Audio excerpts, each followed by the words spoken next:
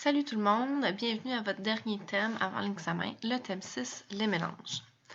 Depuis le début de l'année scolaire, on étudie la matière selon ses propriétés, donc par exemple la masse, le volume, le point d'ébullition. Et aujourd'hui, on va apprendre un peu plus sur la composition de la matière. Donc, on sait déjà que la matière est composée de particules. Et là, si une substance a un seul type de particules, on va appeler ça une substance pure, alors que s'il y en a plusieurs types de particules, ça va être un mélange. La définition d'une substance pure, c'est une seule sorte de particules, alors que la définition pour un mélange, c'est deux ou plusieurs sortes de particules. Fait qu'ici, tu vas te dessiner le bécher, c'est pas obligé d'être parfait, et on va s'illustrer à quoi ça ressemble si on schématise avec des particules. On n'oublie pas que les particules, on ne les voit pas. C'est juste une façon de mieux comprendre ce qu'on veut dire. Donc, un exemple de substance pure, ça serait de l'eau. De l'eau, c'est pur parce que ça a une seule sorte de particule et c'est la particule d'eau. Alors, tu peux te dessiner des particules comme ça. C'est pas grave si tu n'as pas des couleurs, mais il faut qu'ils soient toutes de la même forme et de la même grandeur. Alors ça, c'est ton exemple de une particule et de l'eau. Tu aurais pu aussi avoir une seule sorte de particule, par exemple le sel, c'est juste une particule de sel. De l'or, c'est une substance pure, c'est juste des particules d'or. Mais si tu mettais les trois ensemble, ben, ça te donnerait un mélange. Et c'est ça l'exemple qu'on a choisi dans notre mélange, c'est de l'eau salée. Alors ici, on a deux sortes de particules, on a la particule d'eau et la particule de sel. Donc, on a deux particules.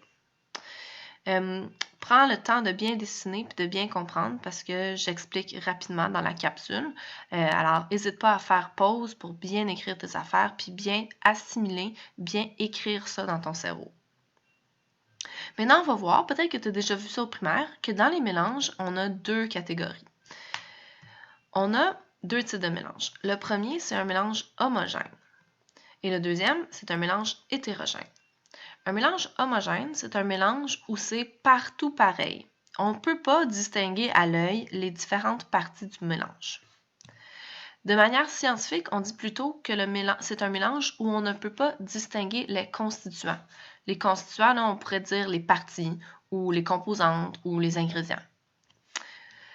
Alors qu'un mélange hétérogène, c'est un mélange où on peut distinguer les constituants. Donc, quand il y a plusieurs parties visibles, ça va être hétérogène. Okay? Le mot homogène, on l'utilise parfois en cuisine. Par exemple, mélanger, je ne sais pas, la farine et les œufs jusqu'à l'obtention d'un mélange homogène. Donc, pas de grumeaux, partout pareil. Okay? Si on s'illustre ça, on va commencer avec un exemple de l'eau et du colorant. Si je mélange ça ensemble, ben ça va être homogène. Je ne vais pas être capable de voir à l'œil nu, ben ça c'est une particule d'eau puis ça c'est une particule de colorant. Donc, je vais faire deux béchers. Le premier à gauche, tu vas juste dessiner, si tu as de la couleur, parfait. Ça va être ce que tu vois avec tes yeux. Donc, on voit que c'est partout pareil. Je ne peux pas dire, ah, ici c'est de l'eau et ici c'est du colorant. C'est bien, bien, bien mélangé. Au niveau des particules, ce qui est particulier avec les mélanges homogènes, c'est que les particules sont vraiment bien organisées. Elles sont tout le temps disposées de la même façon, de la même manière répétitive.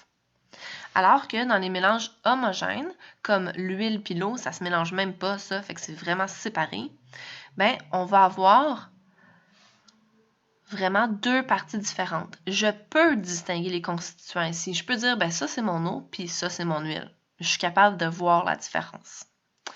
Au niveau des particules, ben ici ça va donner quelque chose comme ça. Mais la plupart des mélanges hétérogènes, c'est un mélange où les particules sont vraiment pêle-mêle. Ils ne sont pas du tout organisés, puis c'est ça la différence entre les deux. Un mélange hétérogène va avoir des particules un peu n'importe comment, alors qu'un mélange homogène, ben, ils sont vraiment bien organisés. Encore une fois, prends le temps de faire des pauses dans cette vidéo, de retranscrire comme il faut, parce que tu as le droit à tes notes de cours à l'examen. En science, on aime ça bien nommer les affaires. Alors, lorsqu'un mélange homogène est liquide, on lui donne un nom spécifique et on l'appelle solution.